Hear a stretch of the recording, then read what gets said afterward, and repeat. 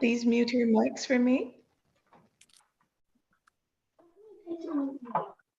Huh? How can you taste it?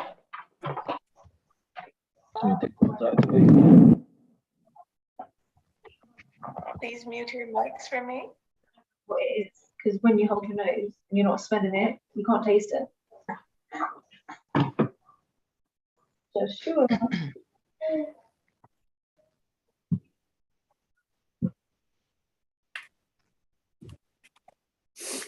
Okay. Monday.com is the ideal platform.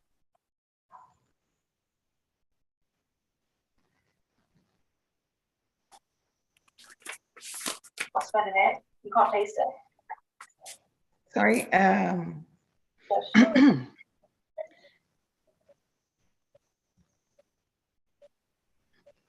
We're about to go live. We're about to record, and I'm asking everyone to Monday.com is please the ideal platform. mute your mics.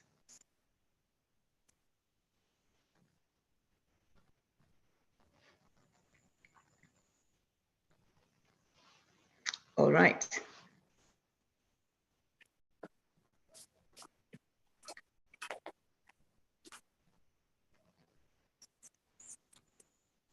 This meeting is being recorded. Good morning, good afternoon, and welcome to the AGMM Sunday Show. We have an exciting show for you today, and our presenter is Sister Bernadette Richards from Trinidad. She is a vibrant, energetic, exciting personality who knows her craft. She has been described as a magician, but in a good way, to take your children from a state of love to a state of higher intelligence in terms of how they excel in academia, in personal development. And Sister Richards has mastered her craft. She's been in the field for some 27 years, and she has helped over 40,000 students to master not just reading, because everything entails reading, but she knows how to get them to function. And so I'm going to take the opportunity to say, welcome, Sister Richards.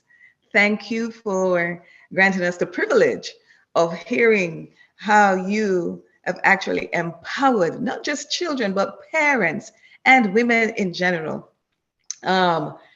I have the privilege of working with you as you're working currently with my daughter. And she has come on leaps and bounds in a short space of time. Things that I struggled to get her to do, you've mastered it. You've managed to get her to just get excited about reading, studying, and building that confidence. So I thank you for the work that you've done so far. Sister Richards is the founder and CEO of Self Enhancement Center, and she has been a producer, is currently the producer and program developer of Reading is King. To our YouTube viewers, we say welcome. Thank you for joining us.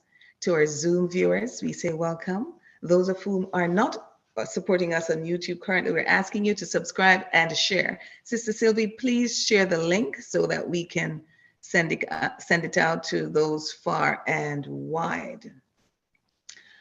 So Sister Richards, your speciality is between the ages of 6 and 12.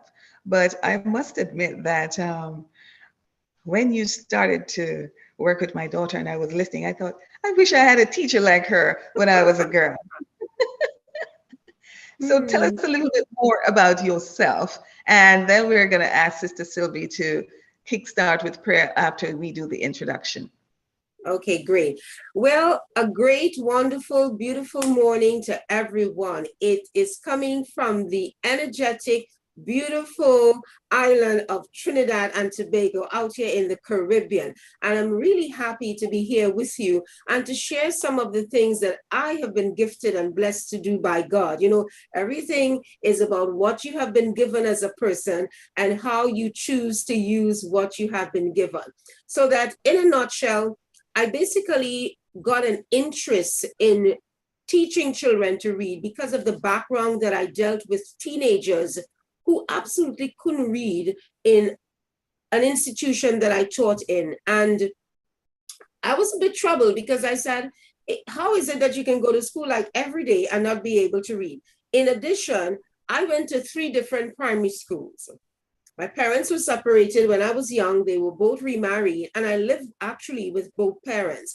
So whenever I lived with my mom, I went to primary school. Whenever I lived with my dad, I went to primary school. So I had to learn very quickly, shifting cultures, shifting personalities in the school.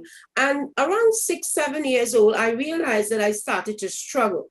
But since I was 5 years old, I knew I wanted to be a teacher. So in my mind, I said, you can't struggle with reading, you can't struggle with spelling, you can't struggle with academia if you want to be a teacher. So I sort of kickstarted myself. My confidence was always very high, and I always said to myself, you are going to make it. Yes, you are going to make it. And that's what I want to share with you. You know, I'm a reading specialist, so I must read something to you. And I'll read it again as we go through. It says, great things happen to those who don't stop believing, trying, learning, and being grateful. Great things happen to those who don't stop believing, trying, learning, and being grateful. So I say here to you this morning, you may have had some desires, you may have had some dreams, and because of circumstances, because of a shift in your domestic situation, because of a separation, because of a divorce, because of the death of a spouse, because of financial difficulties, you've given up on that dream. You've given up on that goal. You've given up on that desire. I say, press on. Re-script, rethink, redesign to rebound. Beloved, I wish above all things that you may prosper and be in good health. So we're not looking at spiritual prosperity alone. We must look at the physical prosperity, our emotional prosperity, our financial prosperity. And that's what we're going to look at this morning as I present the ABCCDR for success. Thank you very much. We are going to go ahead with prayer. Sister Sylvie, can you please do the honors?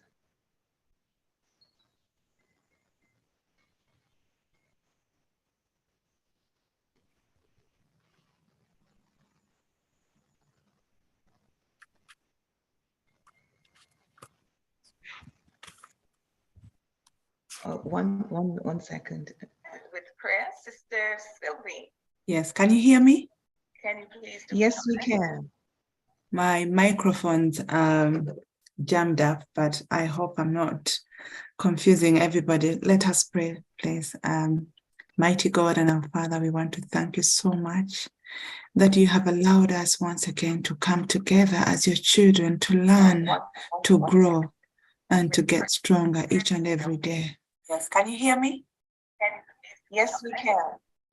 My microphone's jammed up, but I hope I'm not confusing everybody. Let us pray, please.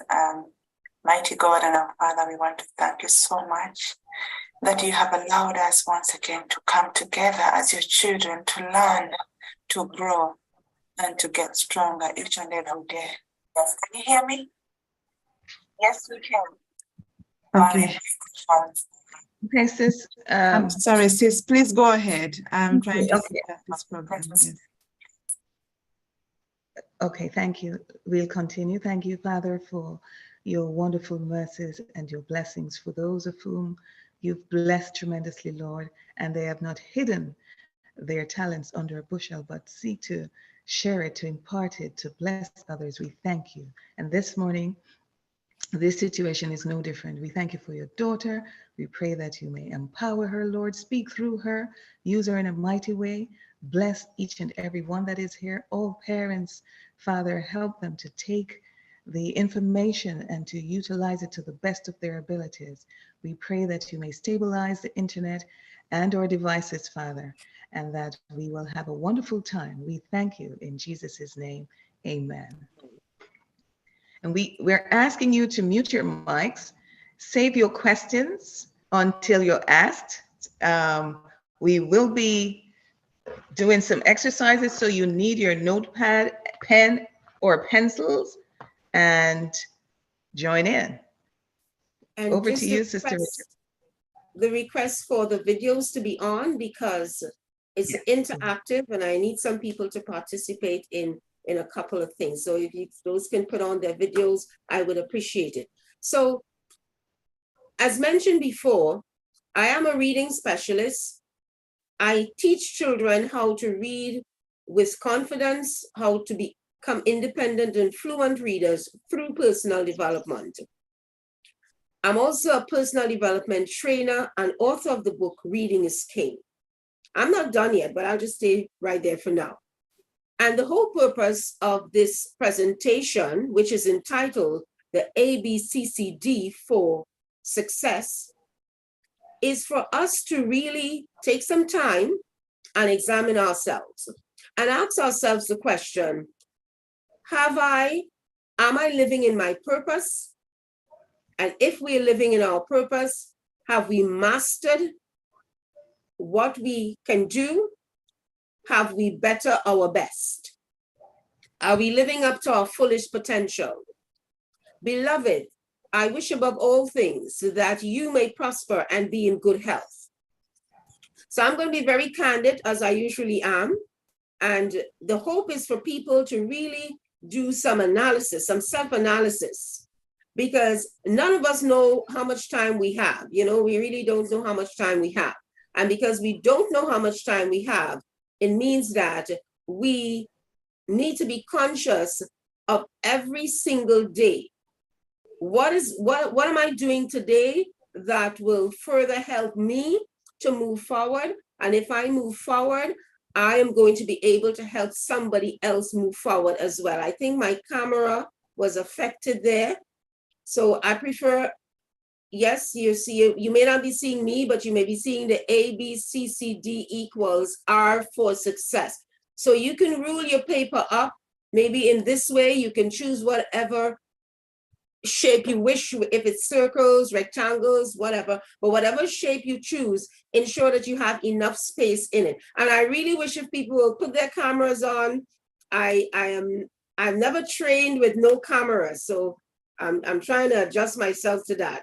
Please put your videos on, even if it's just a few people, so that I can get that interaction going. Okay, great. So I have a question. Who am I? That's the first question. Who am I? And we want to eliminate I'm wonderfully made. And we want to eliminate I'm a woman. We want to eliminate I'm a man. I think we're very clear on those things. But who exactly are you?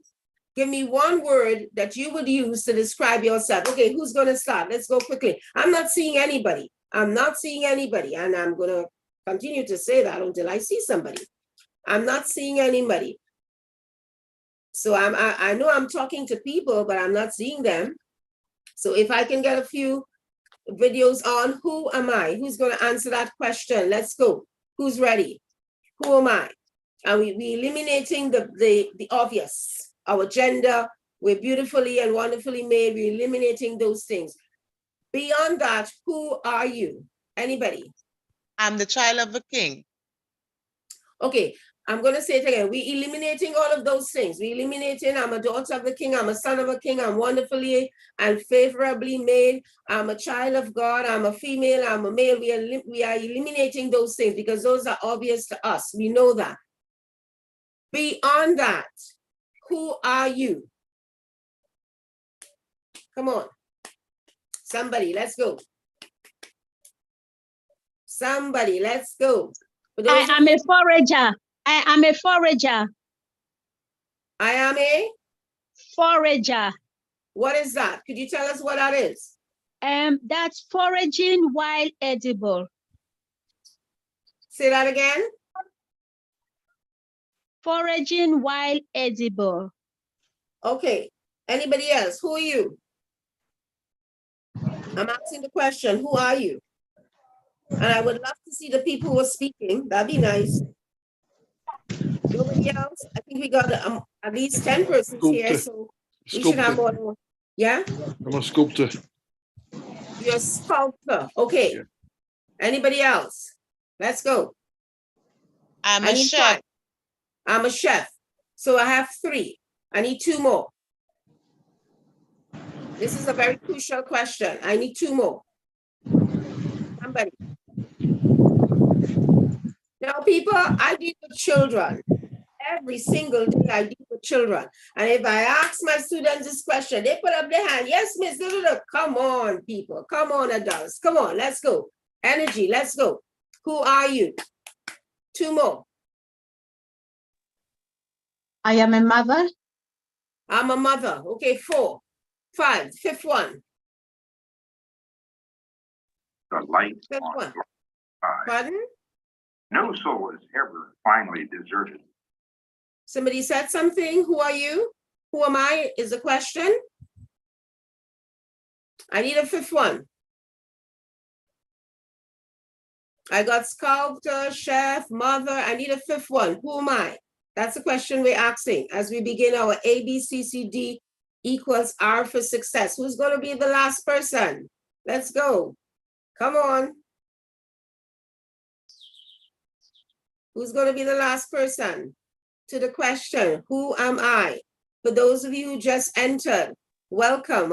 My presentation is the ABCCDR for success. And the question was asked, who am I? We're waiting for one more answer. Say that again. I'm a child of God.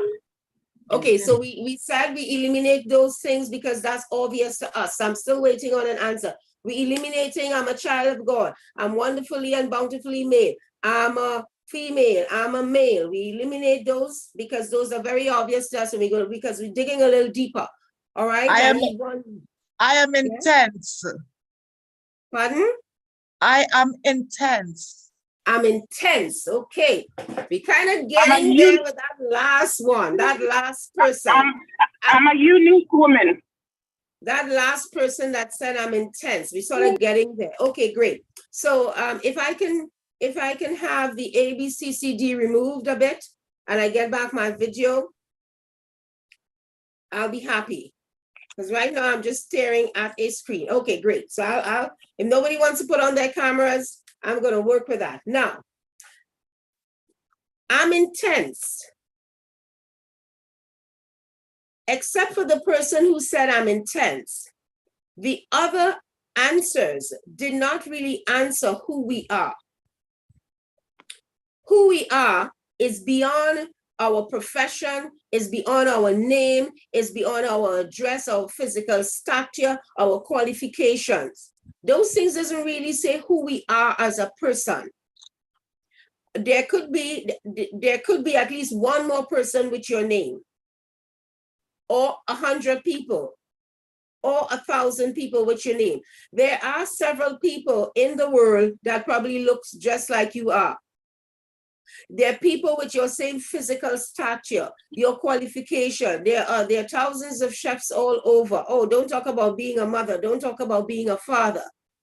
So those things doesn't really say who we are. Our name, our address, identification marks. That's how they identify us if something is happening. Who we are goes beyond. It goes beyond those things. So it really comes down to 4 basic elements. And I want you to take this down because I'm going to tie this into the ABCCD. And I'm going quickly so that if you don't understand something, just ask me a question and I'll go back, okay? Because there are 2 aspects of my presentation. One is the ABCCD. And for those of you who have children, I'm not too sure who have children between the ages of 0 and 12, but if you have children, I show you how to tie this in into their reading, if they're struggling with reading, tie it into their academic work, tie it into their life in general. So there are 4 basic elements as to who we are. And I want you on another page to write the question, who am I? Do 4 circles, do 4 squares, do 4 triangles, whatever shape you wish, because you're gonna plug in this information there right now. Are we ready? Are we ready? Yes, ma'am. Okay, well, I don't think it's too much if I ask people, even if you don't want to put your cameras on, then I would kindly ask you to just respond. So I'm sure that you're there, okay? Who am I? One of the features, knowing who we are, is our genes. So you can write that in your circle or your square, genes. Can anybody tell me what genes are? Anybody? What are genes?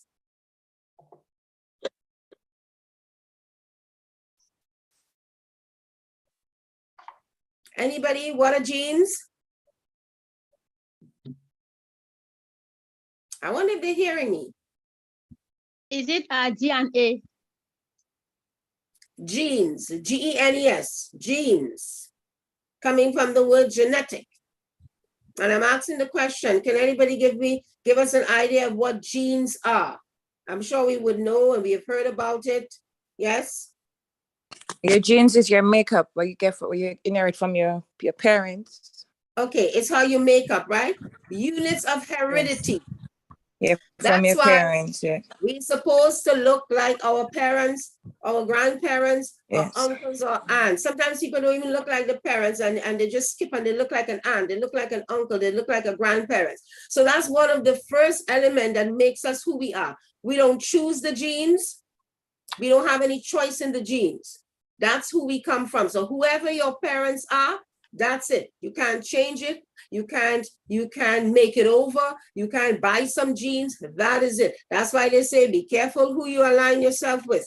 Be careful who you have children with. Because regardless of what you try to do, sometimes those genes will come back to haunt the whole family, especially if it's negative genes. Yes, that's why you see in some family, everybody's academic. Everybody have done well, academia.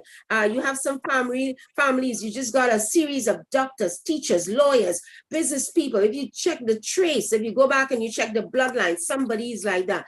The music, you have some family, they're just musical, who can sing, who can play an instrument, who can dance, who can create. That's because they came from a genes line of somebody back then is musical. And then sometimes we inherit certain things that we don't even know who we got it from.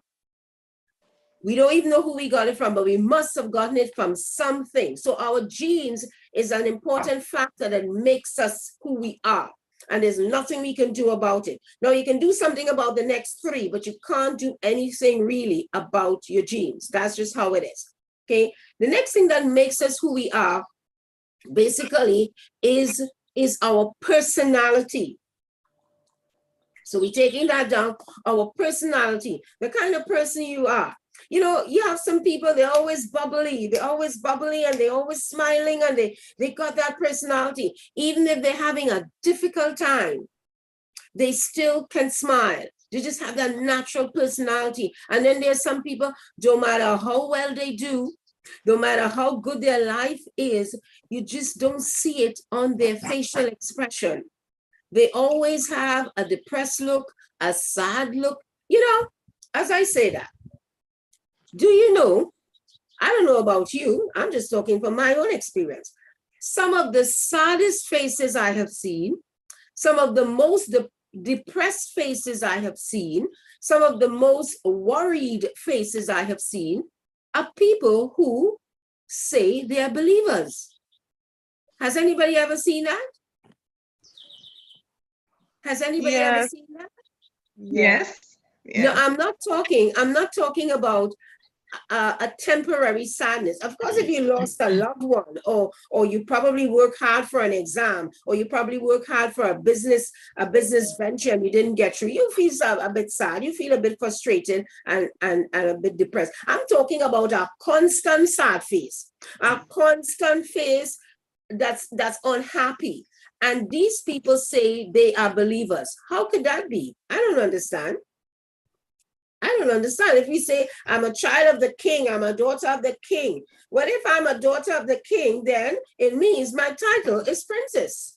You ever see a princess walking, looking any old how, doing any old thing? You ever see a princess walking and they always sad? Or a prince walking and the prince is looking any old how? No. If you are a prince or a princess, you got to represent. You've got to represent your kingdom.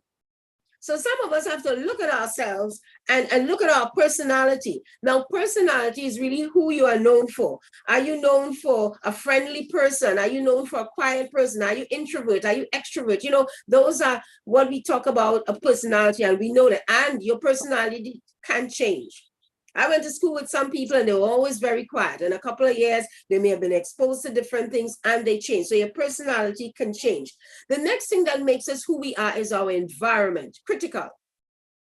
We don't choose the environment that we are born in, but we can change it as we go along.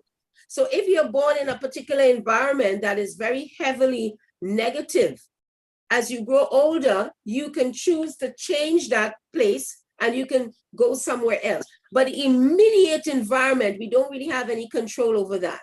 When a baby is born and the baby is brought home, most likely, unless the baby has been abandoned and the authorities has to take the baby still goes into an environment of a children's home, etc. So whatever your environment is, you're brought into that environment as a child, that shapes and affects who you are. And sometimes it's tough to separate yourself from your environment because the environment eventually has an effect on your entire system. And of course, who we are has to do with the genes, and it has to do with the personality, and it has to do with the environment. And all of this now leads to our character. So the final one is our character. Who you are, who people know you as. What are they going to say about you when you die? When people go to your funeral, have you ever stopped and thought about that? When I die, what are people going to say about me? And whatever they say about you falls in line with your character. What kind of person was Bernadette?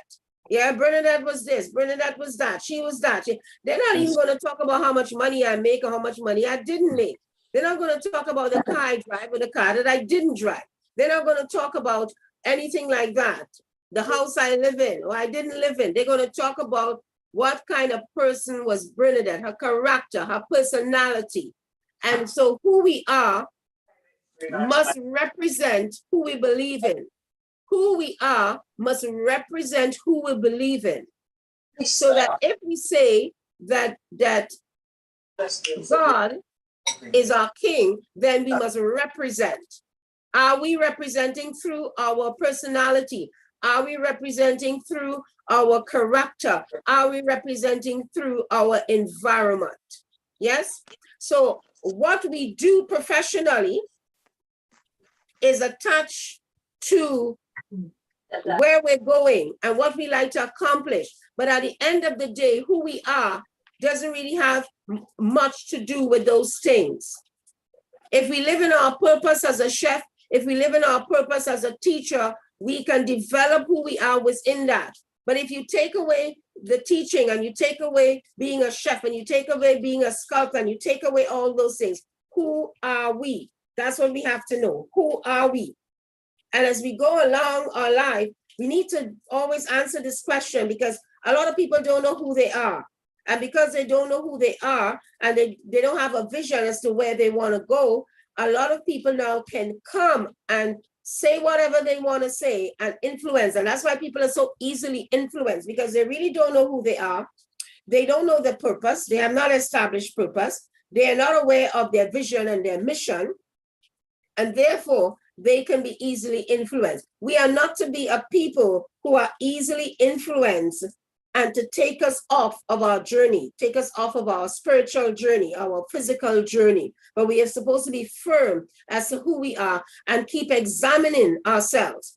Now, while we cannot change the genes and we don't have the power to do anything about the genes, we don't have to be like the traits that we have gotten. We've got a choice to change it. We don't have to be like that. We've got a choice to change it. So if it's negative, we have a choice. We can change it. If it's positive, we can improve it. So that's a little nutshell as to who we are. We can dig deeper in psychology and understand ourselves a little more. Now, I want to now combine that with the ABCCD for success. Are we okay? Are we okay? Anybody has any questions at this point?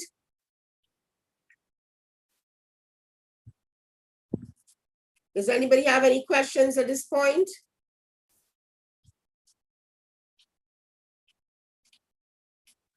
No, no. You're doing well. The ABCCD for success. The A is the most important one. If you've got the right A, you can accomplish anything in life. You can do anything in life. You can change around your situation. Great things happen to those who don't stop trying, learning, believing. If I believe I can achieve, it's done. If I believe I can achieve, it's done.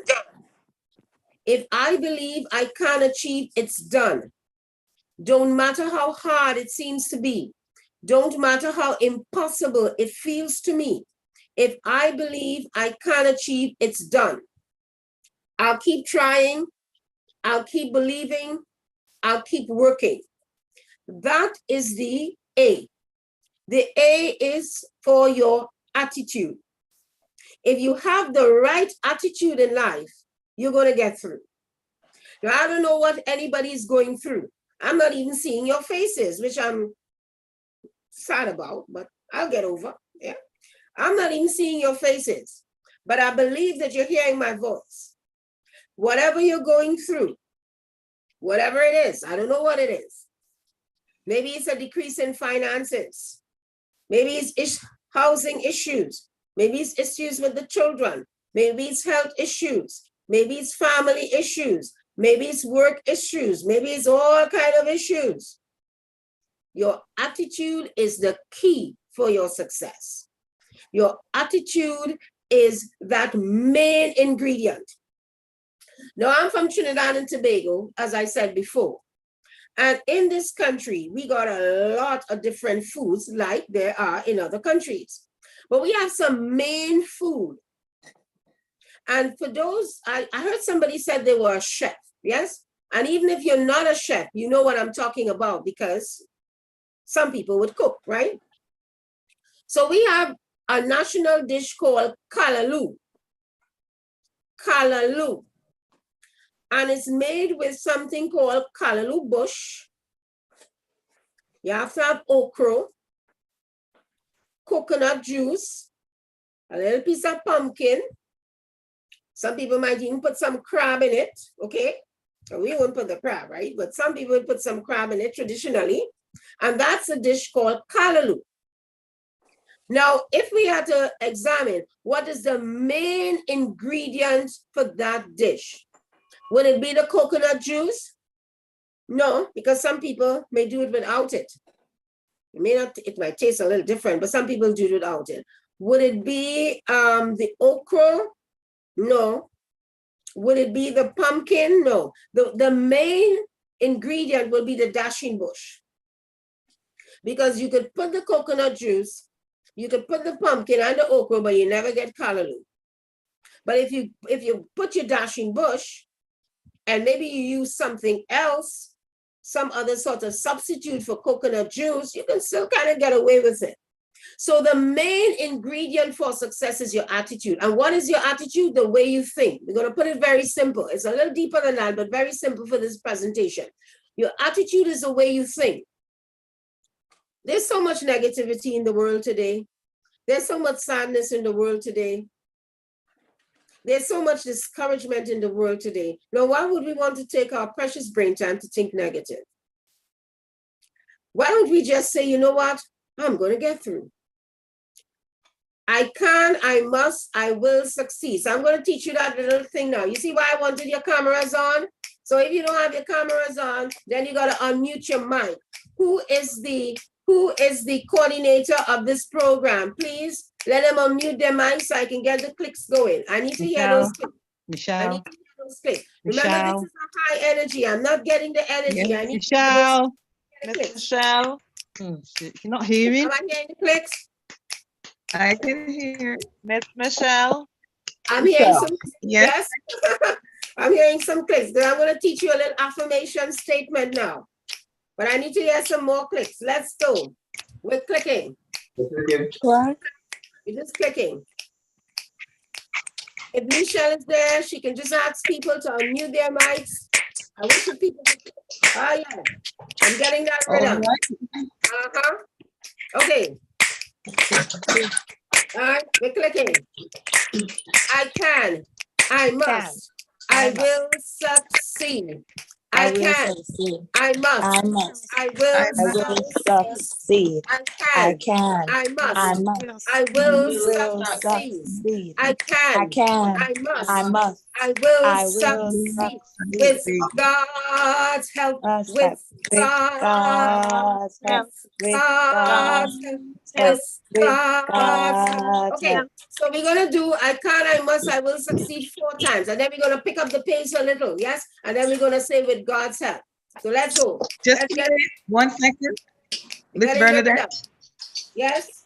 can you hear me? For the sake of the recording, when everyone has their mics open, it interferes because there's a feedback. Okay. Okay, so you can All just, right. I'm just gonna do my click, and then Yes. let's at least get some people to have their mics open so we can get the energy. Come on, even if it's 2 or 3 people, let's go. I can. I must. I can. I must. I can. I must. I must. I can. Good. Let's pick up the pace now. I can, I must, I will succeed. I can, I must, I must, I will succeed. I can, I must, I will succeed. I must, I will succeed. God's help with God's help. God's help. God's help. Okay, great. Now, if you repeat that affirmation statement every day, I can, I must, I will. I can means I have the ability to. I'm blessed with the gifts and the talents and the skills. If I don't have the skill, I can go learn it. Yes? So we have the ability to. I must, beloved, above all things, I wish that you would prosper and be in good health. I must. The blessings has already been given to me, and I will, futuristic. And what we're going to do, we're going to do it with God's help. And as long as we have God's help, then we can do it. So why is it so many of us are not up to our fullest potential? Let's ask ourselves that this Sunday morning, evening, night, or whatever it is. Let's ask ourselves that. How come? How come we say we are a child of a king? How come we say God is omnipotent? How come? And we are some people are mediocre. Some people are just going by. They're just surviving. Because we're looking to go to heaven. So some people say, well, you know what a child said last week? We are preparing for a major exam called SCA, which is a secondary entrance exam in Trinidad. It's basically for 11 plus, yeah? Generally, the students are 11, 12 years old, and that takes them to the secondary school for about 5 years before they do another major exam called CSEC. You know what he said? He said, I don't need to do this exam because I don't need that to go to heaven. I don't need to learn anything. Now, that kind of mindset, he would have gotten that from somebody. Yeah? Because he's just 11 years old. So somebody within his environment is saying, well, you don't really need to do anything. You just need to work to get enough food, to get enough things to pay your bills. You don't really need to go anywhere because we're going to heaven. And of course, we know that's a negative thinking because we are instructed to occupy till he comes and occupy totally. Occupy to the best of our ability. So the attitude of yourself would definitely reflect on your children. And we see that reflecting a lot in children. So that's your A.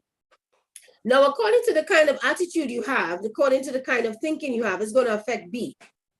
B is your behavior. Listen, I saw some behaviors during the pandemic and I said, wow. Are we believers? Come on. We had people who say they want to go to heaven, but nobody wants to die. And when that pandemic hit, you couldn't get some people to come out of their houses. You couldn't get them to do anything. They were so scared that they would get the coronavirus. Some people weren't even coming out to help those who really needed the help, the down and the trodden. Remember, they say, look after the widow, look after the single mothers, the people who need help. Some people didn't even want to leave their homes because they were so scared of this coronavirus and they were so scared to die. Now, I'm not saying be presumptuous. You've got to take your precautions. But the way they were thinking reflected in their behavior.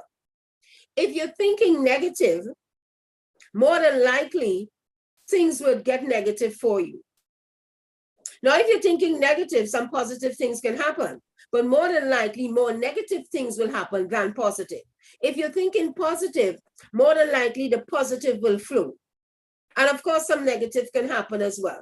But one of the basic ingredient for success is the way you say. You look around the world and you look at the successful people. And I'm not talking spiritual success now. I'm just talking general success. You know, successful in whatever you want to do and whatever you want to create. And all of them have one thing in common, is the right attitude. From the Jeff Bezos to the Warren Buffett to the Oprah Winfrey to the Rihanna to whatever, all of them, to the Mark Zuckerberg, to the Steve Jobs, all of them, to the basketball players, all of them have the same thing, the right attitude. They think it, they believed it, they work for it, and they live it. So first of all, they thought about their success. They say to themselves, you know what? I can do this thing. I can get through. I can become whatever. I can have my own restaurant. And because of that, they got through. And it reflected in their behavior. They started to work for it. So your attitude, your behavior will affect the next C, which is your choices. Whatever choice you make some bad choices in life, it can affect you until you go to your grave. So let's be careful now with the choices that we're making. The choices of who you're going to marry, who you're going to link with, who you're going to align with, as we say in Trinidad, who you're going to align with. What the direction in which you're going to encourage your children to go. You make some poor choices, that's it. So the choices, if you have the right attitude and it reflects in your behavior, you begin to work towards your goal and you make, generally speaking, wise choices, you've got to stay committed. We have an issue with commitment. A lot of people are not committed to things. They start something, but they don't finish it. They're not committed. They just lose it on the way. And the second C, commitment, is in line with the D, which is determination. You got to be really determined in this world. You know, it was Dr. Martin Luther King that said, if you can't fly, then run. If you can't run, then walk. If you can't walk, then crawl. But you've got to know that you've got to keep it moving forward. Always keep it moving forward. Little progress is better than no progress. Small steps forward to your goal is better than no steps forward. And it is far more better than procrastination, which is another issue by itself. So we've got to have the right attitude, which will affect our behavior. We'll begin to work. Listen, you don't need to have money. You don't need to be pretty. You don't need to have no master's degree, no doctorate, no first degree, or nothing like that. Now, if you have those things, great, no problem, but you don't need it. The most successful people in the world, they don't have no degree. Most of them drop out of school because they had an idea. Mark Zuckerberg is a main person for that. Had an idea in Harvard University and said, hey, I can make this thing global. And that was the end of it. Dropped out and he focused on his idea. So that If you combine all of these things together and you make the choices, you align yourself with the right people. Too many of us are wasting time with people who are not a part of our journey. Too many of us are wasting time talking to people who are not interested in improving. If you've got friends and they're not interested in improving, if you are in a group and you're the brightest person in the group, you are in the wrong group. Because they're sucking from you, they're taking from you, but you're not getting anything from them. If you want to elevate and do better, you have to align yourself with the people who are interested in elevating and doing better. You have to align yourself with the people who are interested in finding their purpose, who already know their purpose, who are living in their purpose. You have to be interested in people who want to live to their fullest potential and use all of the gifts and talents and skills that God has given to us. We must remember the parable of the gifts. Somebody got 1, somebody got 5, somebody got 10. The one who got 1, he said, well, I chilling out. Yes, I only get 1, so I good. What the others did, they multiplied. You got to better your best. So the final C with commitment and determination comes together and we will get the results. I remember when I started my business self-enhancement center, 18th of September would be 28 years. People laughed at me. They say, girl, what are you talking about teaching reading to children with personal development? Nobody's going to take you on, but I had a dream. It was my desire. It was my purpose. And let me just say this. If you're going to start something and it's your purpose, it's your goal, and people don't support you, don't be vexed with them. Because it's not their goal. It's not their purpose. It's yours. So you are the one that has to push it. And so with this personal development that I just shared with you, I do the same thing with the children. In my Reading is King personal development training. So I developed this unique way of teaching children who struggle with reading, teaching children who are not reading well, teaching children who are reading, but they're not doing well academically. They're failing their subjects. They're bright children. And I think this generation is supposed to be far brighter than I am because I didn't have all these things they had. All I had was my books, right? And many of us would have known about poverty. We would have grown up poor. We went to school, but we just had our books. We didn't have anything much. These children have all access to information and they're still struggling. And I examined it over the years and I started documenting. How come these children are not reading? What's going on here? And when I started speaking to them about their self-confidence, the children who exhibit the low self-confidence and the low self-esteem were usually the children who couldn't read well because they felt badly about themselves. Yes, they felt badly about the fact that they couldn't read. They saw failing grades. They saw X's in their book, meaning everything is wrong. And they just said, well, I remember one child said, well, miss, I can't learn. And I said, oh, no, you can. Of course you can learn. And so when I started working with their personal development, their self-confidence, teaching them how to build their self-confidence, teaching them how to motivate themselves, teaching them the power of choices and responsibility, teaching them the A, B, C, C, D, R for success, teaching them the R's and the P's for success. Teacher, and just started to read. And I said, wow, I'm onto something here. And so I started to develop the techniques of the GRR, guarantee reading results. I did it with my children. So as soon as my children came from the nursing home, they came into a reading environment. And over the years, over the past 15 years, I developed these 10 techniques called GRR, guarantee reading results. You're guaranteed if you try these techniques, if you work on these techniques, if you use these techniques, that your child will, not maybe, not might, but will get excited about reading, will get interested in reading, will fall in love with reading. And when your child falls in love with reading, my goodness, that's it. 80% of your work as a parent is over. You don't have to bribe them. You don't have to promise them no gift. You don't have to say, I'm going to take you here. I'm going to do this. Daddy's going to do. They're going to read by themselves because they have now developed their own interests and their love for reading. And when you build their personal development and you say to them, you can do it. I can, I must, I will succeed with God's help. If I believe I can achieve, it's done. Don't matter how hard it seems to be. Don't matter how impossible it feels to me. If I believe I can achieve, it's done. So if you're listening to me and your child is struggling with reading, your niece, your nephew, your grandchild, your friend's child, your colleague's child, your neighbor's child, whoever, children struggling with reading, introduce them to the Reading is King Personal Development Training Program, a program that has seen thousands, tens of thousands of students, not just here in Trinidad, because I teach in the US as well. Whenever I go, I have a group of children, I have schools that I go to. Yes, but it first starts with the parents. So the GRR, Guarantee Reading Results, is a parental training program where I teach parents how to establish reading excellence in their home. The ABCCDR for success. Do you have the right attitude? How is your attitude reflecting in your behavior? Are you saying, well, I'm 50 already. I'm 55 already. I'm going to be 60 soon. I'm already in my 40s. I'm already in my 30s. Sorry, Sister Judith sent me this link to join the Zoom. Been there, done that. Is that affecting your behavior?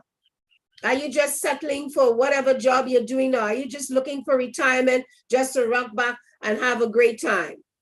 I don't deal with retirement. I retire when I die. When I take my last breath, that's when I retire. As long as God gives me the strength, I'm going, and I'm going with the energy. I'm going. Yes? What choices are you making in your spiritual life, in your personal life, in your financial life, in your health, in your physical life? Oh, we got excellent health message. Are we following it? How come so many of us are so ill? We're so tired. Yes, we don't have the energy to go on.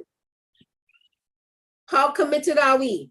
How committed are we to whatever we are doing on a daily basis? Are we putting in the time? Are we putting in the energy? How determined are we to accomplish our goal and be the best representative that we can be for God on this earth? I thank you for listening. At this time, I will introduce, I have 7 minutes to my timing that I receive, so I would give way to any questions at this time. Thank you for listening. And I hope that the ABCCD places you in a mental position for you to rethink, for you to rescript, for you to redesign, for you to rejuvenate, and for you to rebound. And if we don't need to rebound, some people are doing really well, then we need to accelerate. Thank you. Michelle? Thank you so much. Can you hear me? Yes, I can. All right.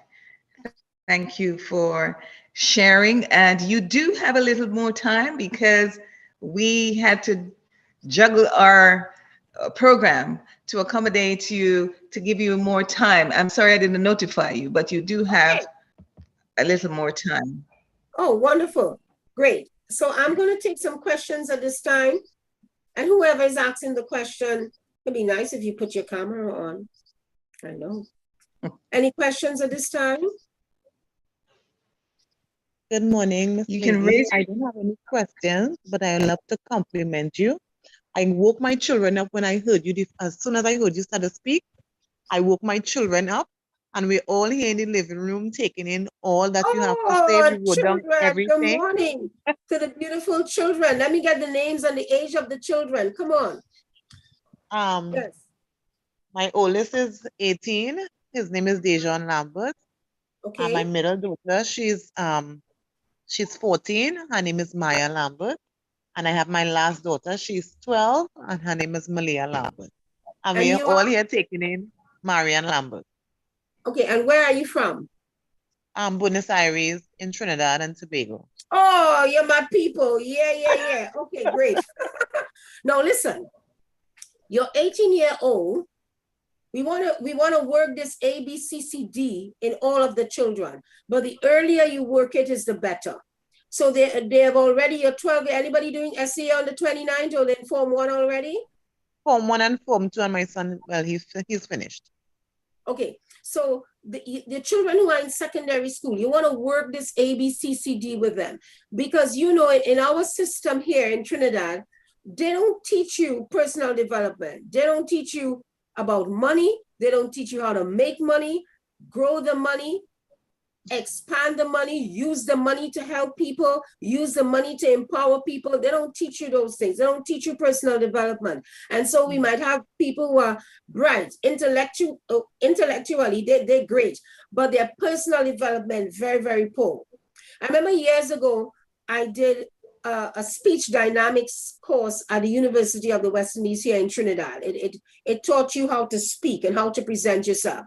Now, I had already known that because some of us are just natural at things, and God has blessed me with a number of gifts, and one of them is the presentation and being able to speak to anybody, anytime, don't matter how many people it is, don't matter who it is. So I was the one who would always represent my class on television, on radio. I had a television program that I did many years ago, a radio program. So that's me. But one of the things that we fail to do is, even if you are gifted to do something, you can get better. So you must go and enhance your gift and your talent and your skill. You must go and train. You must go and train. You must sit with the best of the best and let them train you. Never feel that you're good enough. I always train. I always keep doing something because things change. If you got a degree 10 years or 6 years ago, you got to go back and see what's happening again because something is going on new. The market is very dynamic. Things are just changing. So that you want to make sure your teenagers are very clear about the ABCCD so that they remain focused in school. So when people playing the fool and they're failing and they're not doing their work, your girls or your children know that they want to become whatever. And because of that, you've got to have your academics in line. If you see they have a talent, spend some money, help them to develop the talent. Because you see this thing about degree, it's not good enough alone. Most of the people who were in trouble during the pandemic, who lost their jobs, who couldn't get jobs, were degree people. They were just sitting home, hoping somebody would call them because the business went down. Some of them work from home, and the pandemic showed people how to create their own income, which is one of the positive things that came out from the pandemic. Those who wanted to learn to diversify and to do something new, the pandemic did that. So this is the time to invest in your children. Don't wait until they get to 18 or 20. Invest in them now. So when they get to 18, they're sure about. You have a lot of 18 and 20 and 25-year-old people walking all over the place. What do you want to do? I don't know. What career you want to go in? I don't know. What I like this, I like that. I like focus. And then let them basically put the energies in that particular niche. Maybe it's their gift, maybe there's their talent. And then you can do other things. Yeah, you can do other things. Okay. Right. I put most of my time into developing my reading program, into my teaching. But I do other things. I'm a songwriter, I'm a singer. Yes, I go into the studio, I record. Yes, I can do many things, and do it very well. But you want to know, what is your main source of income? What can you do best? What can you master? And you focus on that and you let them develop the other skills. So my number is 771-3460. For the foreign brothers and sisters, my number 1-868-771-3460. That's 1-868-771-3460. You can text me on WhatsApp. We've got a couple of programs coming up. We've got a GRR training for parents who have children between the ages of 0 and 10. We even extended to 12 years because some teenagers may be struggling. We've got the Know Your Worth, Know Your Power training program coming up for women exclusively. I love to deal with women because we run the world. Okay, men, give me a little chance here, men. Give me a little chance here. We run the world. It's a man's world. Yes, go check the UN statistics. There are more men than women in the world. It's a man's world. The most powerful positions in the world are held by men. Prime Minister, President, Executive. Go check the richest people in the world, and most are men. So it's a man's world, but the woman runs it.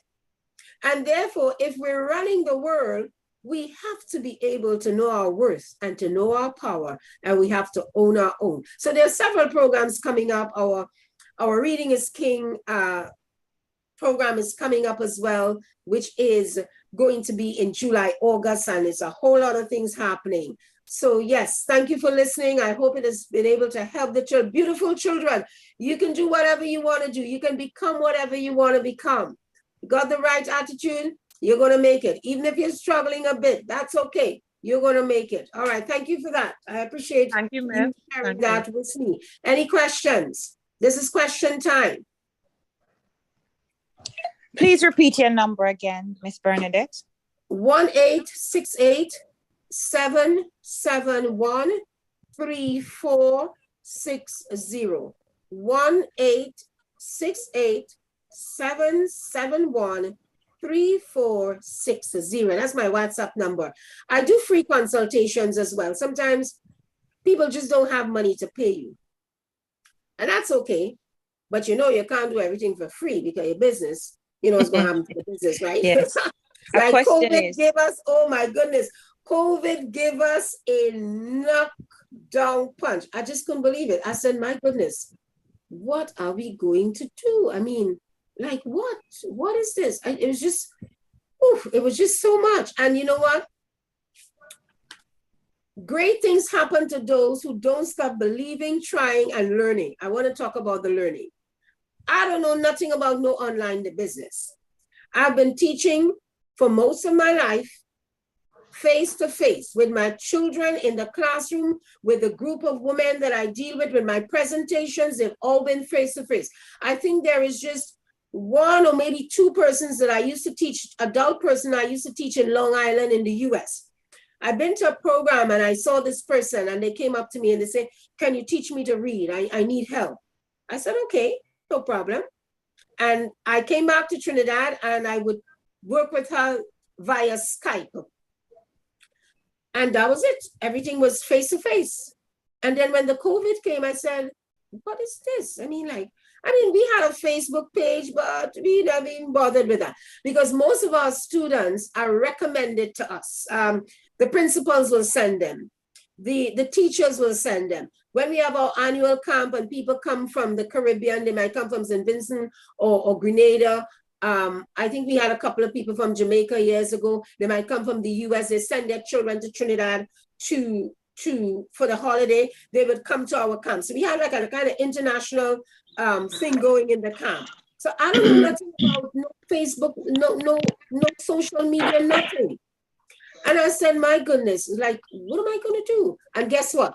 Great things happen to those who don't stop believing, trying, and learning. I invested my money and I learned. But I had to learn quickly. And I learned how to, my issue was never, ever presentation. As you would realize, that's not my issue. My issue was the technical part. I didn't know how to do anything. I really didn't know how to do anything. I really didn't know how to do it. And I went and I learned. And now, come touch me now. Yes, God bless me. Learn fast. You never ever too dull to learn. You can learn anything. And that's why I only accept excellence from my students. I only want your best. Do not bring your work to me. I'm not gonna use, even if I pay $2 for this pen, I'm not going to take this pen to correct your work if your handwriting is not your best. Do not bring any substantial work to me. I'm not going to accept it. Is this your best? No, miss. Go come give me your best. Come on. You can give your best. And therefore, what has happened is that a lot of us have stopped. We have stopped encouraging excellence. I see it right here in my country, where we have watered down a major exam because the children are struggling with reading. They can't write well. They can't do this. We've watered down the exam. So we have dropped the level of the exam to suit the children instead of teaching them and training them how to get up to the level. When you go to university, they're not going to change their course of content because you're struggling. You got to learn how to do it. All right. So learn, just learn. Yes. Anybody else? Questions? Any clarity? with the ABCCD? Who am I?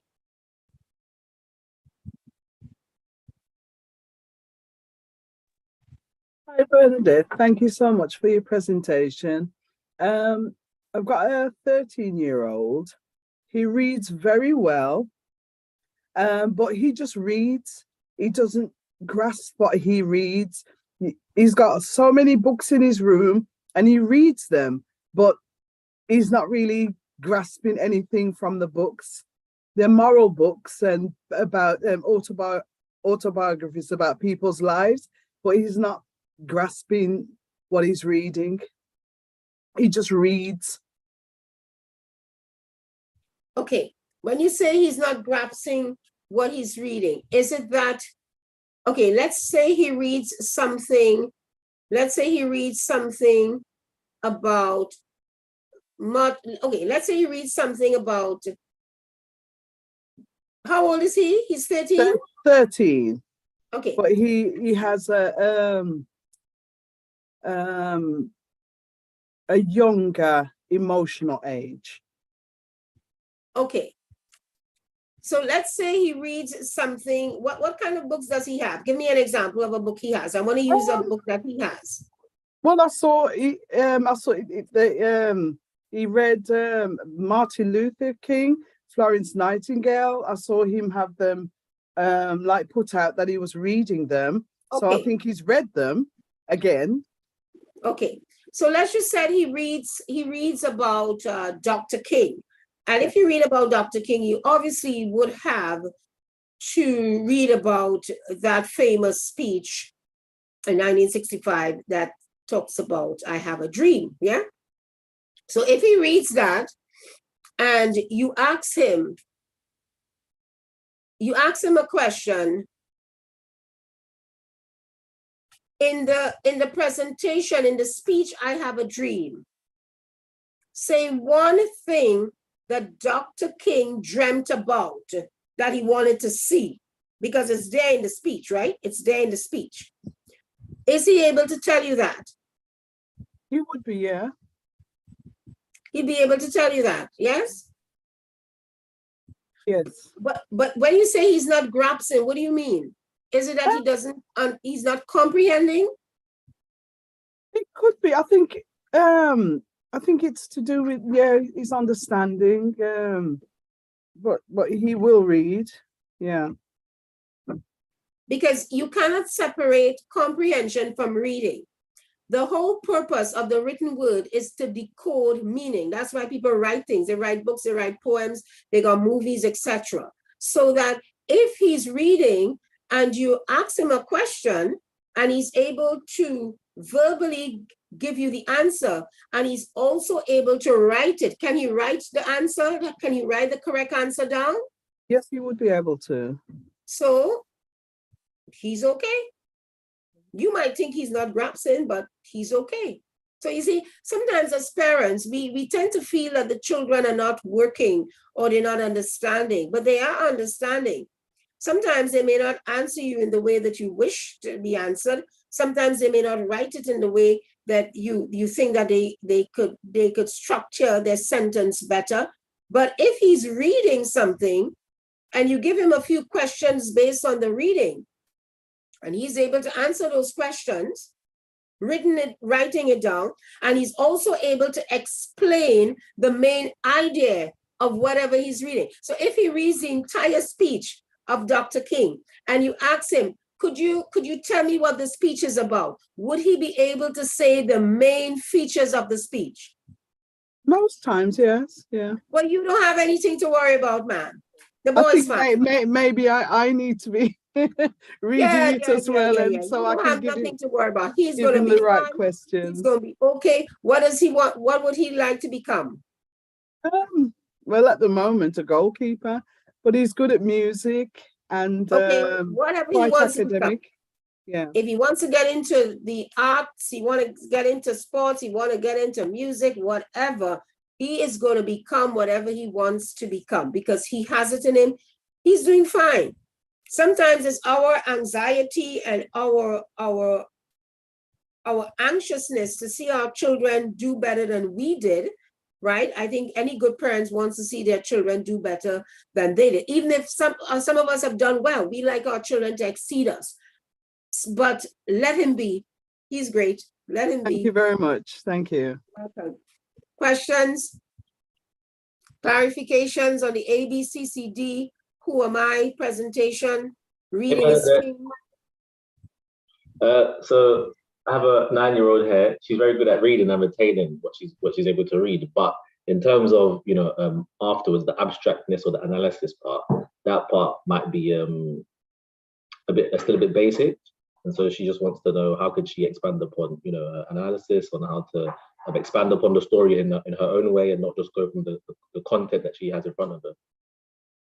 So the child is reading, but Yeah. you're saying that there might be some issues with comprehension. Yeah, afterwards, yeah. So she could tell you what she read, but in terms of if you used to ask her a question specifically or ask her to expand upon herself, then she might find that part aspect of it a bit more difficult to do. Okay.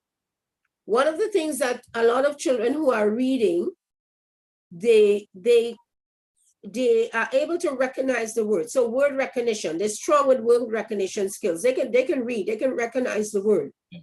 But sometimes, according to the vocabulary that is being used in the context, in the specific context, they may not be able to figure it out. And then there's some children who are not doing punctuated reading, meaning they're not following the punctuation marks at all. They're not pausing when they see a comma. They're not exclaiming when they see an exclamation mark. The tone of the voice isn't changing when there's a question mark, when there's an exclamation mark. They're just reading straight. You know, sometimes when you're running for a train and the train just passes you and gone, or a bus, in our case might be, or whatever, they just go straight. So we've got to teach them how to do punctuated reading. We've got to teach them the concepts of topic sentence, main idea, and supporting details. These are very crucial concepts. Okay. Topic sentence, main idea, and supporting details. Okay. At her age, the topic sentence would usually be the first sentence of the first paragraph of a passage or of a story. In that topic sentence, you're going to get the main idea. What is the writer going to tell us about? What is the writer going to share with us? Every piece of information after that is called the supporting details. Now, if your supporting detail is not in line with your main idea, then we have some disconnections. So what you have to do with your daughter, choose a simple content, not a heavy content. Choose a simple content. And this is how I teach my students to get full marks in their comprehension skills, because there's a process in success. There is a process in success. Everything has a system. And if you follow the process and you follow the steps, you will get through. If you keep practicing and if you keep practicing, because you take it from that simple stage of topic sentence, main idea, supporting details. But remember, within the comprehension, we have to be able to predict outcome. We have to be able to analyze cause and effect. All of these things are comprehension elements. And therefore, it's important at the primary school stage, the elementary stage, that they get a grasp of, that they hold this down very strongly and they're able to understand it, because when they get into the higher classes, they get into tertiary, of course, we know they have much, much more difficult content to deal with. So that, as I said, I have a training session that's coming up soon. Those of you who are interested in it, you can text me. And then there are little things that you can do on your own. There's some people who are spending a lot of money sending their children to people like me, because I don't come cheap, okay? When you master what you master, you don't come cheap. There are people who spend a lot of money sending their children to people like myself, and they get results like that. You see what Michelle said? I'm a magician. A lot of people, they get the results, but I'll tell you this, you don't need to necessarily send your child by someone if you do what you have to do when you had to do it. The thing is that we miss it. We miss it in the womb. We miss it from 1 year old to 3-year-old, and then we miss it from 3 years old to 7 years old, and then we miss it from 8 to 12. We're just missing it. So when you miss those stages, and the most important stage, as we know, I mean, the psychology is there to prove it, the science is there to prove it, even if we don't believe it spiritually, from birth to 7, that's it. Yeah. That's it. That's it. And if you didn't get it in there and you catch it before 12 years, but by the time you cross 12 years, you're in a lot of trouble. Yeah. Because of the mind. And I want to appeal to people who have boys. If you have a boy child, please pay more attention to the boys. They learn differently. They think differently. They're different. And therefore, you've got to use different strategies. So the strategies that I use with my girls in my class, I don't use those strategies with my boys all the time. I got to get something different for them because they're not understanding the thing like the girls. Their concentration span is shorter. You check out how men is operate. Come on, ladies. There's a lady thing now. Huh? There's a lady thing now. You go with your husband or your boyfriend, right? I'm putting it in that context. And you guys go to buy something. There are very few real men. I'm talking about the real men because you know they have all kind of thing going on now, right? There are very few real men that will walk all over the store with you. And then you come back to the same spot that you left in the first place. When a man goes shopping, he goes straight into the store. He wants a shirt. He wants a shoes. He wants that. He goes, he buys a shirt and he goes out. Men don't walk around the whole store, go to the next department, go down the road to the hall, come back in the same place. Men are logical thinkers. They deal with solutions. A woman will walk the whole mall and then come back to the first store that she showed the shoes or the bag. That's how we do it. That's our mind. We think on both sides of the brain. Men think on one side. That's why no matter what a man say, what he does, he can't out-talk us.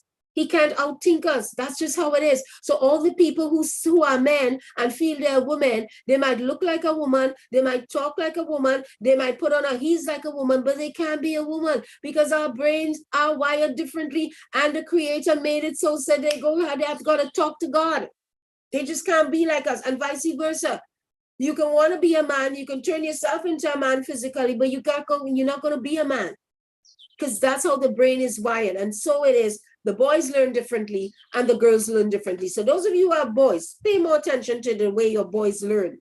Do different things with them. They're going to be okay. Questions? So I hope that helped you, sir. Thank you. Yes, thank you. Anybody has any more questions? I repeat my number once again, 1-868-771-3460. 771-3460. Any more questions based on the ABCCDR for success and who am I? What about late bloomers? Is there such a thing as a late bloomer? Well, in terms of psychology and learning, we know for a fact that children learn at different paces. They go differently. And of course, you have all different types of learners. You know, we've got those who are visual. We've got those who just deal with the audio. They just have to. There's some people who just have to write. You know, they just have to write to remember things. There's some people who can just really listen really well. And there's some people who can just look at a couple of videos or whatever, and they're okay. There's some people who have to be able to do certain things. Some people can't learn with music. They can't learn with noise. And because of the various learning styles, and because of the fact that there are different ways and paces in which children learn, there's some children who will grasp things a little later on.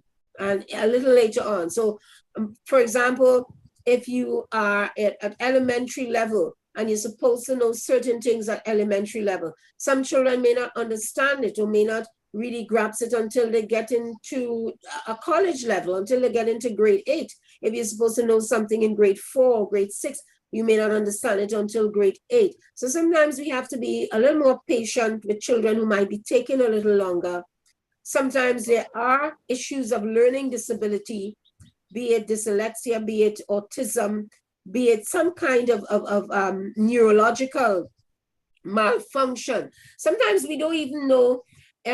Sometimes there are things that happen to us in delivery as women, and we don't even know that our child's brain was deprived of oxygen for a few seconds or so, and that can really affect the way a child learn. And sometimes we are not even aware of that, and we go all over the place and we spend money. We want to find out what's going on with this child, and we don't really know. But if we understand how the brain works, we can help to reverse things. And I have found, I mean, most of my children are children who struggle with reading. And most of them, nothing is wrong with them. They're healthy. They have not been diagnosed with anything, but they missed the foundation. And that's why I feel so strongly about foundation. They missed the foundation. Something went wrong with the pre-K years. Something went wrong with the elementary years. And they missed that. And because they're shaky with that, you find it will affect them down the road. So sometimes children take a little longer, but it's not necessarily that something is wrong with them. But if you see certain patterns that are outside of the normal stages of development, then you are to consult a physician. You are to consult someone who can help you further. But generally speaking, in my experience, with the 40,000 plus students, the majority of them, 95% of them, I would even say 98% of them are normal children. There are those who I thought was been autistic. Some were diagnosed with reading disabilities. Some people even have physical disability. I remember this child, he comes to my mind right now. He had 1.5 hand. Yeah, that's what I said. One whole hand, and then the other hand stopped like here. And he had this thin part going like that with about 2 fingers. And guess what? The feet stopped right under the kneecap. So he had the legs, but he didn't have the rest of the legs, the feet part that will help us to walk. It was the most amazing thing. He was 11 years at the time. And I was doing at that time I had a television program that I will go on every week for 2 hours, and I would teach and personal development. And his parent called me. He was from South Trinidad. And he said, "Miss, can you help him?" I said, let's have a meeting. And I spoke with them, and they said, "Miss, I want you to assess him." I said, "Okay." And they brought him all the way from South. And we had a flight of steps. And I was, of course, I couldn't show my emotions, but I was saying, my God, how's this child going to come up this step? Because they had the artificial legs that they were trying out for him, and they had to put it on. And they allowed him to walk up the step. And I'm looking at him walking up the step, and I'm saying to myself, wow, what is my excuse? I got my 2 feet. You know, we have our 2 feet and our 2 hands, and we've got our eyes, and we can hear, we in good health, and we still complain. And we still have a problem, and we still say, this is too hard, and I'm too tired. And I said, look at this child. And he came. And I asked the parents, I said, could he write? Because I was kind of concerned if he could have written. Because the hand, I think the hand that was like that, I think it was his right hand. And they say, yeah, he can write. And I gave him the pencil. And the child wrote better than those who had their 2 whole hands. Yes. And then I asked him to type something on the laptop. At the time it was a desktop, and he was typing it out. And he spoke so confidently. I sort of lost track of him, but what happened is that the parents said that they were going abroad, you know, to get some help with him for the feet, etc. So that he took a little longer. He missed a lot of school because of his situation.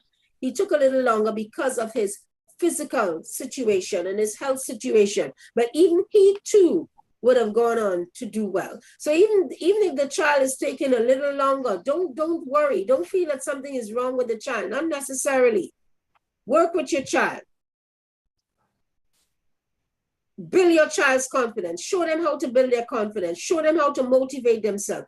Teach them the power of the right attitude. Teach them the power of commitment and determination. Teach them the power of making the right choices when you're not there to help them, and they will do well. Yes? Thank you. Thank you. I just wanted to talk about someone. I have invited her, but I haven't seen her there. But without calling her name, to talk about the ABCCD, and she has been rewarded with wonderful results. A friend of mine, she is, I'm going to say, rubbish at math, but she's excellent at English and the sciences. Now, she even had to repeat fifth form at school, which back in the day, it was a bit embarrassing to repeat a form, but she did was it. being positive because she was saying that she had the right attitude. Thank you. And then, so she repeated, she went to sixth form. She failed maths 4 times. And when she finally passed, she passed with a C. But CXC versus GCSE, it was GCE back in the day. And she got a C in GCE, which was a pass. And she has gone on to become a biomedical scientist. She's a chief at the top of her game. And that's because she had the right attitude.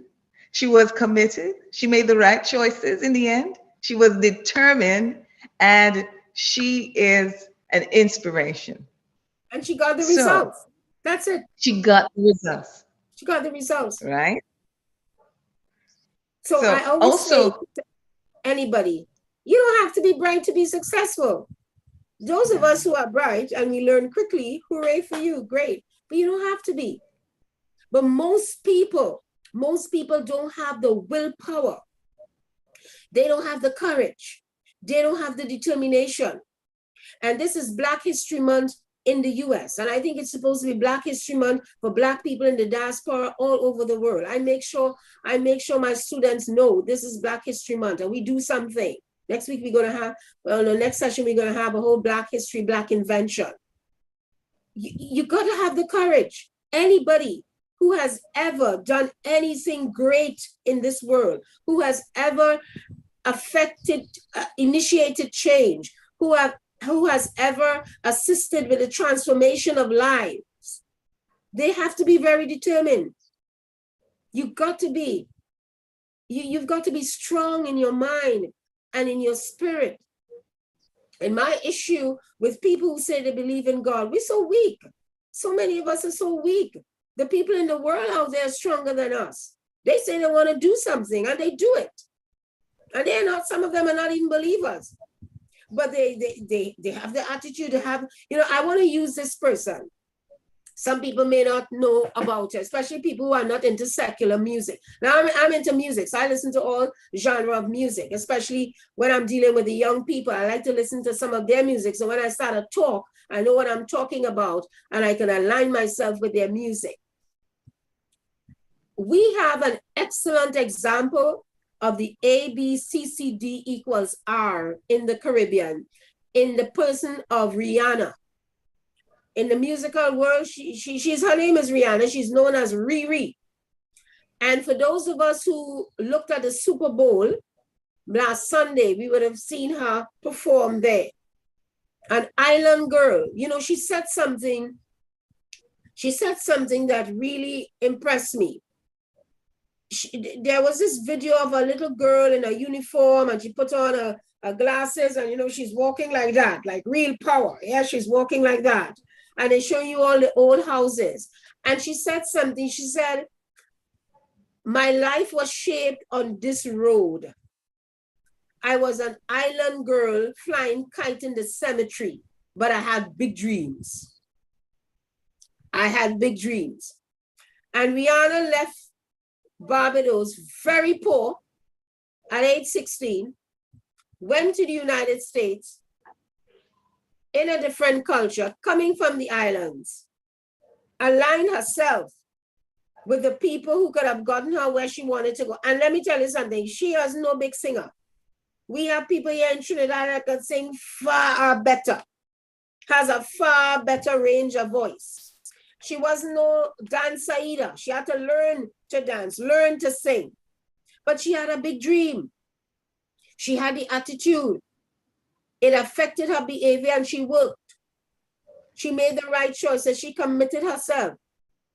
She made her money in the music. She took the money and she invested it in companies and became a billionaire. Was it last year or year before? Self-made billionaire. So you could do anything. You really could literally do anything that's humanly possible with this A, B, C, C, D. She failed that exam 5 times. She could have given up. She could have said, you know what, that's it. Maths is not for me, I'm done, that's it. But she had the determination. And every time she failed, she kept seeing her dream. She kept seeing her goal. And it gave her the motivation and it gave her the courage to go on, go on, go on, go on. The rest is history. And if we teach our children the power of the ABCCD equals R, we're going to get better results in the home. We're going to get better results in the gospel. I don't know how it is across in London. I have an idea of how it is in the US because I go there frequently. But in the Caribbean, in my country, it appears as if it is more and more difficult to get people to commit themselves to the gospel, to work. Somebody's always busy. Somebody always have a problem.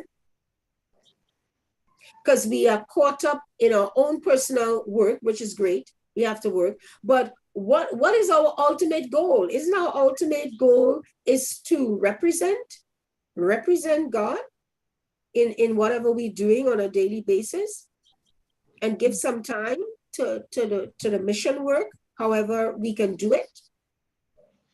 What's our attitude towards that? Some people have been working all their lives and they feel, well, I do enough. I don't need to do no more. As long as God gives you strength and health, you need to work. Of course, you got to balance it off. But let's examine ourselves. What's our A like towards our finances? Is it that we have enough money and we think, okay, I don't need no more money? Or I don't need to get rich? Because you know how some of people feel about being rich. They feel if they get rich, you're going into hell. Right? But look at all the people, biblical people in the Bible, all Abraham and all these people, when they're rich, they would have been considered to be million and billionaires with the amount of goat and sheep and whatever they had at the time. So what is our problem with money? Isn't it the more money we make, the better for the gospel? Can we not give more tithes and offering? Can we not contribute more to social issues? Can we not help more countries? Can we not send X amount of supplies to countries who have been ravished by earthquake and natural disaster? Can you not help your family members more, your friends, if you got more money? If you have enough for yourself to live comfortably, then why would you want to stay with enough when you can make more and you can take the more and help others? So we have too much, as far as I'm concerned, we got too much poor people in the church. And I don't intend to be one of them, yeah? Okay. Amen. Question? So to add, if you have questions, I see everybody get quiet and say, what's wrong with this lady pushing prosperity gospel? Of course not. Amen. But we're supposed to be rich people. You know, I mean, come on. If you say your father is omnipotent and he is the creator and he has everything, then why are some of us, not all, why are so many of us, why are too many of us struggling financially? You're not supposed to be struggling financially. Colgate pays tithes and offering for many years. Colgate. And tithe and offering has nothing to do really with whether you are Adventist or not. You know, it really doesn't. It's just a promise to anybody. If you do it, you get the blessing. So if we're doing it, what's happening with the blessing? Why isn't the blessing multiplying? Why aren't we seeking to take what we have, take the gifts and take the talents that we have and triple it and get more so we can do more? We can empower more. We can help people to learn more. We can represent the king more. What's happening with us? Think about it. So think about your ABCCD and ask yourself, is this the result that I'm capable of? Is this the only result I'm capable of? Can I do more? Can I do better? Can I help more? Can I empower more? Can I share more? None of us is supposed to be in our houses, in our workplaces, and just do your work and just go home. And you're not empowering anybody. That's not our purpose. Our purpose is to be among the most powerful people on earth. That's our purpose. Well, if that hasn't motivated you, I don't know what will. And as Jesus said, even if Moses was resurrected and brought back, some of us would never, you know, if we didn't. Indeed. So, if you have any more questions, someone was asking, could you just go back over the concept of the ABCCD because some folks came in late?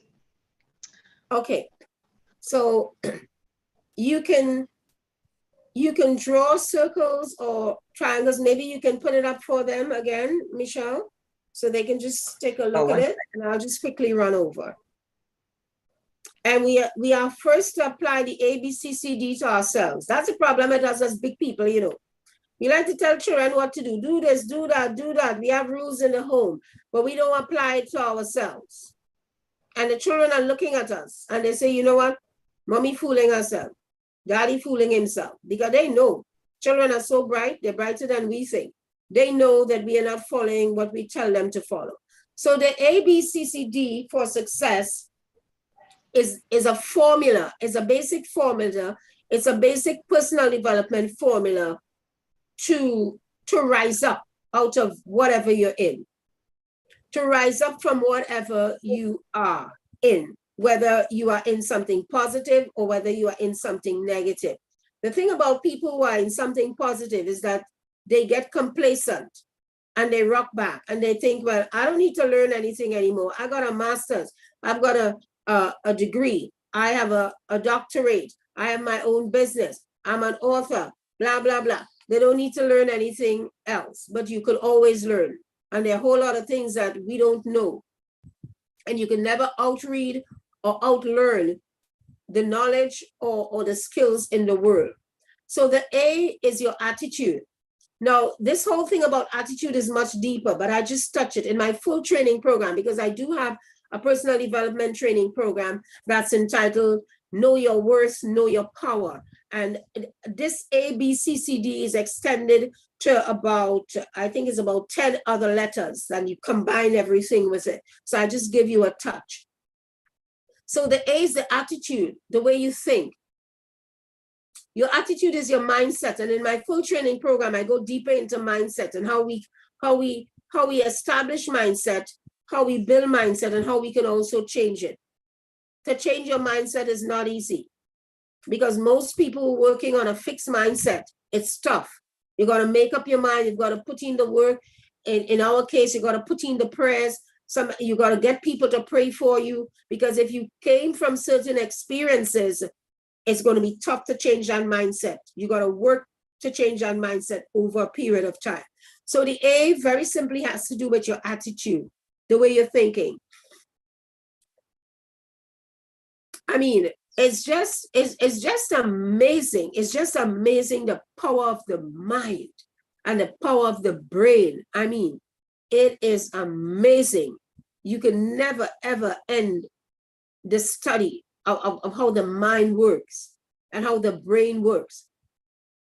The science have shown us that people have actually healed themselves because of their mind, because of their thinking. 2 persons diagnosed with a terminal illness. 1 person lives longer than the other, and it had nothing to do with the medication. It had to do with the mind. Yes, And while both of them may have passed, one was able to enjoy whatever time that was left and wasn't succumbed by depression and the why me and the depression, and wasn't succumbed by sadness. Yes, all in the mind. I mean, it is just an amazing thing. And as I think about it, President Barack Obama comes to my mind. I never thought I would live to see in my lifetime a Black president, far more twice. But this whole idea of becoming president would have first started in his thinking. He would have had to think it. And then when he thought about it, he would have gone to people and they would say, boy, you mad? You want to get assassinated and leave Michelle with them two children? Boy, what's wrong with you? So I'm sure he would have gotten all of that. But he believed it. He think it. He believed it. And because of his thinking and his belief, it started to manifest itself in his B, which is the behavior, your actions. So from a local counselor, he started to go into different communities, different places. He started speaking, he started presenting, he started putting forward his ideas for America, etc. The behavior, the action started to align itself with the thinking. And that's why we have crime in the world. That's why every single day somebody's shooting up the place in the United States.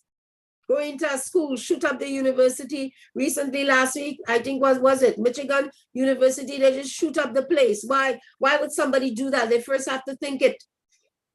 And then with the thinking it, they believe they could do it, and then it manifests itself, it displays itself in the behavior. They actually would now go and do the action. So the B is the action. So we're saying, if our attitude has the right attitude, which is a positive attitude, which is a stick-to-itiveness attitude, which is a I'm going to get through attitude, it will manifest in your behavior and it will also influence your choices. Be careful who you marry. Be careful who you have children for. Be careful who you align yourself with. Be careful what you choose to listen to, what you see, the Pathfinder law. Yes, be careful what you see, be careful what you hear. So all those things will influence your choices. Where you go, what you do, what you read, what you eat. Your attitude towards, listen, it's not what happens to us in life, you know, but it is our attitude to what happens to us. How we choose to react. How we choose to align. How we choose to think. It all comes down to your thinking, your behavior, and that will affect your choices. So let's just say, Michelle, I'm using the example that you gave, right? Yes. So this young lady had a certain kind of attitude for success. And it manifested in her behavior because she kept working towards the subjects. She knew she had to get the maths. She kept working towards that subject. She made the choice. I'm going to do this thing. I'm not going to give up. Never give up. Keep trying. Keep working. Keep believing. Never give up. That's one of our affirmation statements that I use with my children. Yes, so she had that in her head. But then the second C, she would not have been able. Now, there are people with the right attitude. They're displaying the right behavior and they're making some wise choices. But somewhere along the line, they fall off because they didn't follow through with the commitment.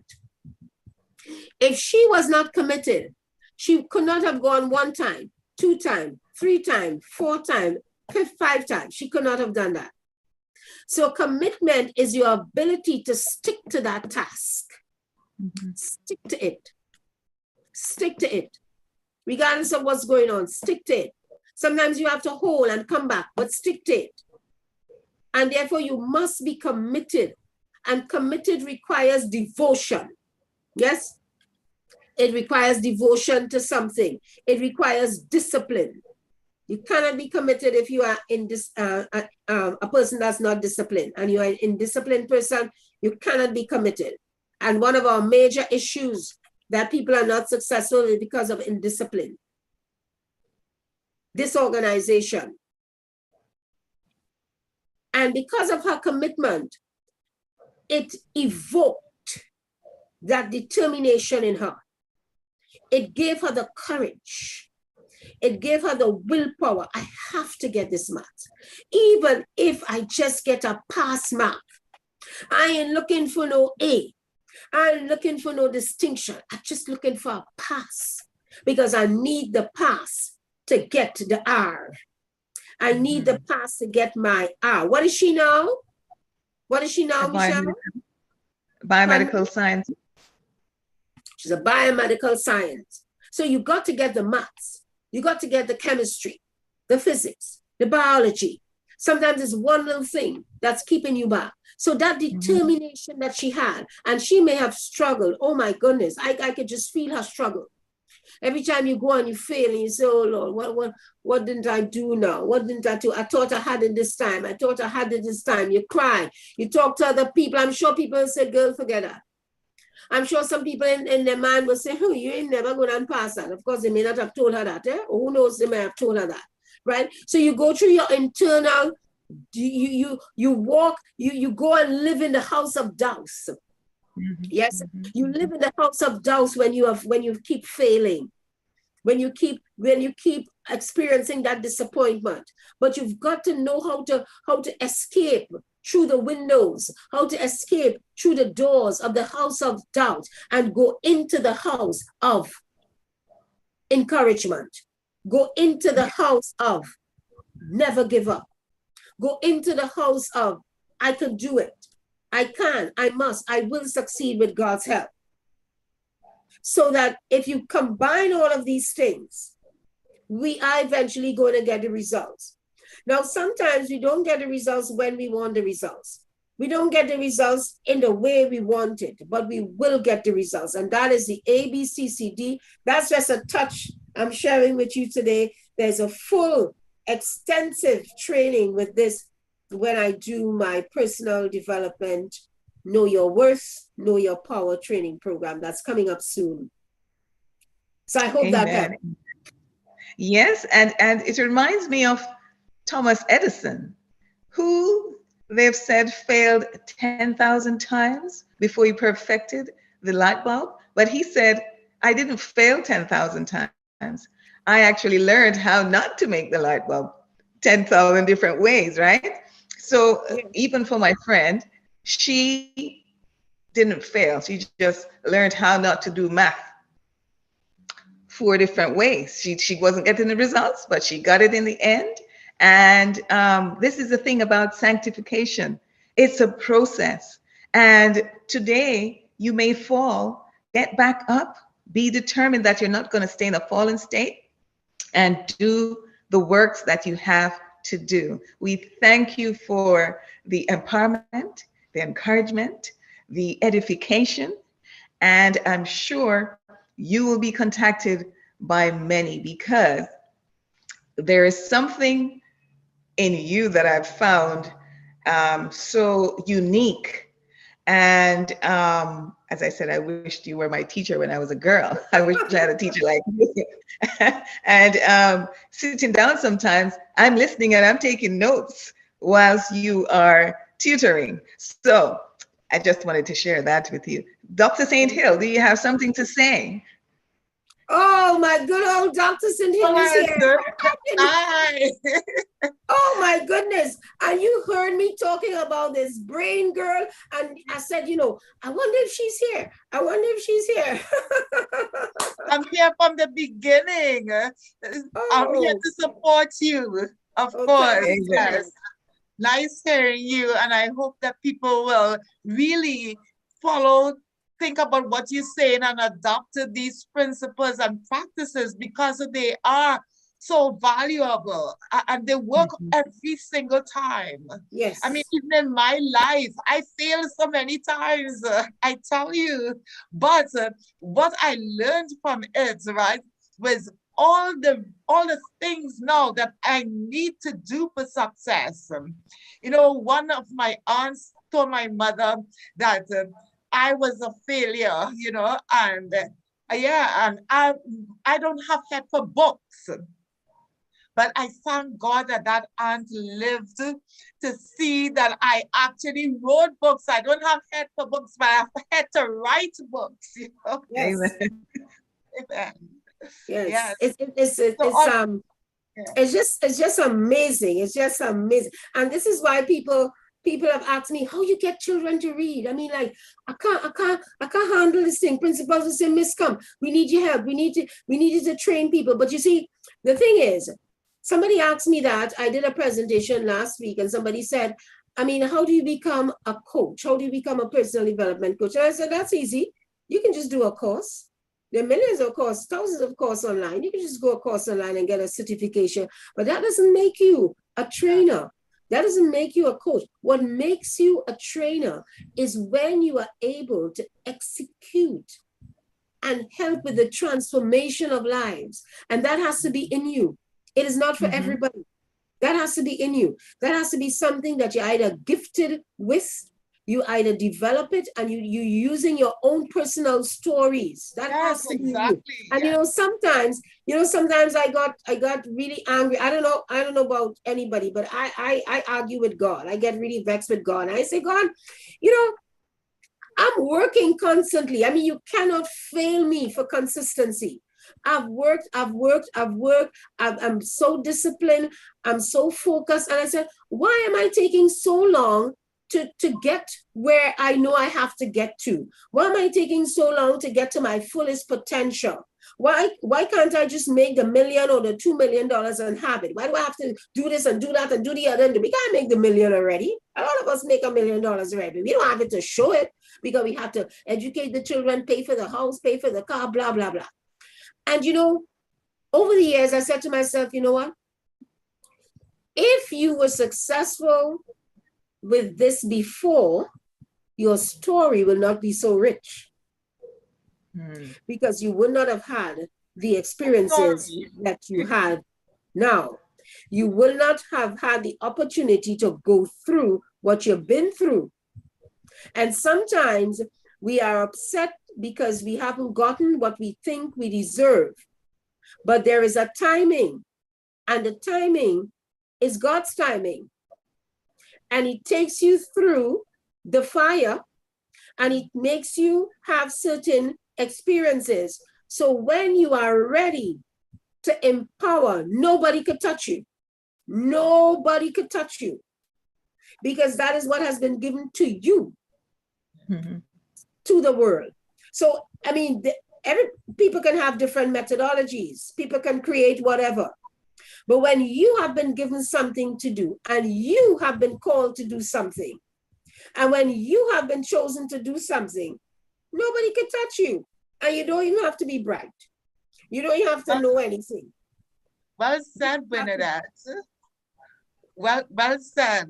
And on the point of where the children now need to learn, and even adults, they can learn learning and memory strategies, and everybody then can excel that way. Yes. Thank you so much, Dr. St. Hill, for being here. Appreciate it. Would you like to share, Dr. St. Hill, a tip in the memory strategy? You're not going to get away. I'm going to write down. I love it. That was a quick one, Michelle. What is that, Michelle? One of the tips in the memory strategy, could you share with our guest? And then also, just to say, Dr. St. Hill is here. We've been on air for the last 2 weeks. Tomorrow, we will be on air at 7 p.m. TT time. I can't remember the EST and all these things. But for GMT, I definitely know that it will be like 11 p.m. for you. And Dr. St. Hill will be giving tips, insights on how to use the I Dare to Live app, which is a bag of resources in one app. All right. How to be a home lifestyle center, to take your health in hand. Dr. St. Hill will be sharing that tomorrow. But this right now, she's going to share one of the tips, a taster of why you should join the show tomorrow. All right. And the link will be shared in the chat as well. So it's over to you, Dr. St. Hill. How to improve your memory. Because I know some sisters are in here, some brothers are in here. Some of the older folks are struggling to remember. Will it be on YouTube tomorrow? No, I don't think so. Will it, Doc? No, no. It will be on the Zoom. All right. So you can share the tip right now. To me, one of the most powerful tips is really what we eat. What we eat makes a huge difference in our abilities to learn and remember. And some of the foods that really help are the green foods, the spinach, kale, and broccoli. And then the next thing that I did in my dissertation experiment was I used exercise as well. In the middle of in fact, before, during, and in the middle of the end, I use exercise. I have the students run around in the classroom, and then I'll tell them freeze. And when they stopped, I shared with them some important information about the subject I was teaching them. And then we run around again and we do some squats, because squats is one of the main exercises that students and all of us, we need to practice to help us.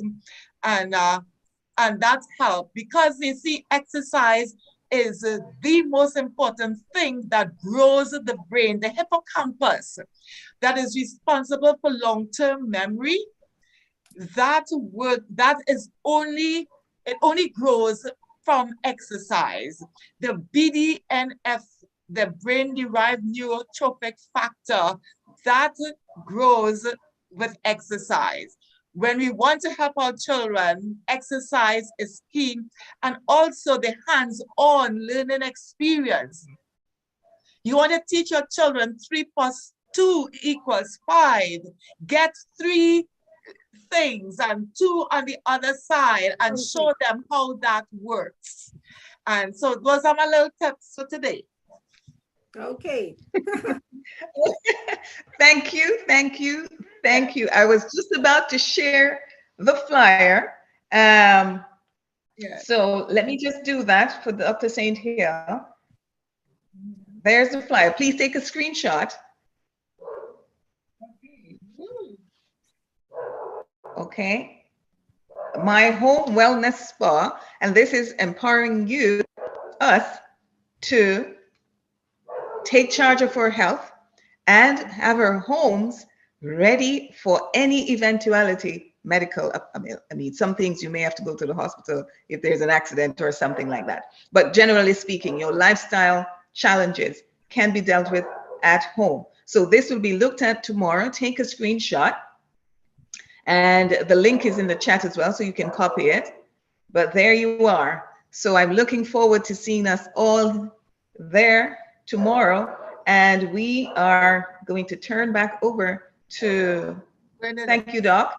Thank Sister you so Bernadette. very much. Thank you. You're welcome. And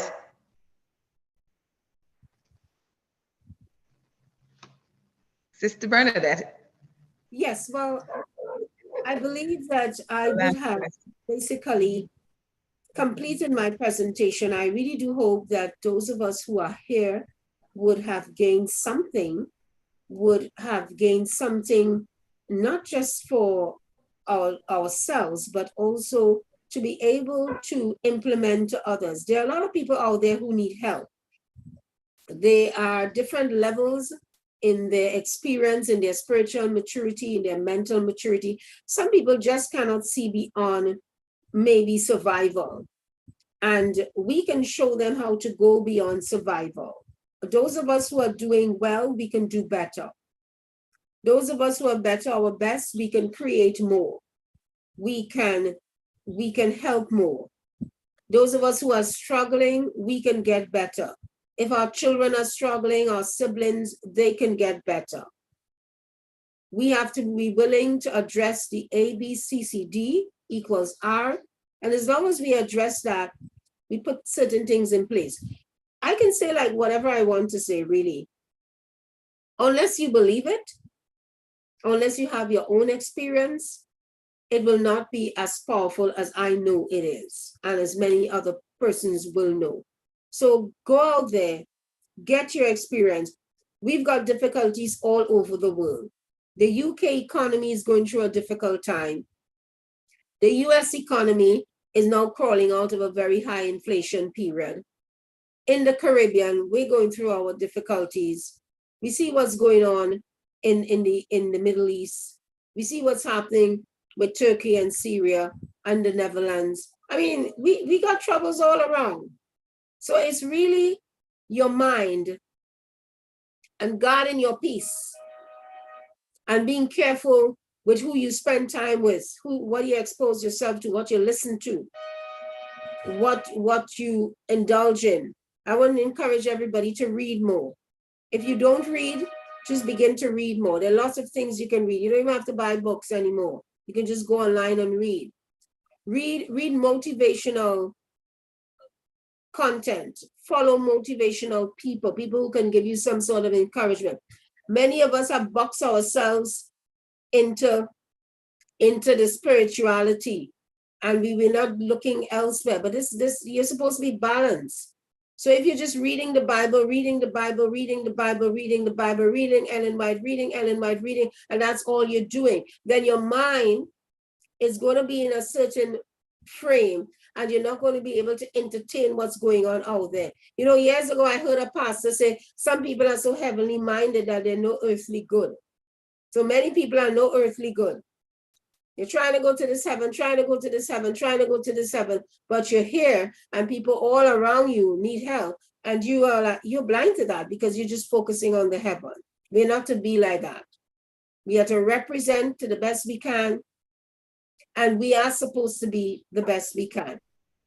We are supposed to represent in education. We're supposed to represent in the politics. We're supposed to represent.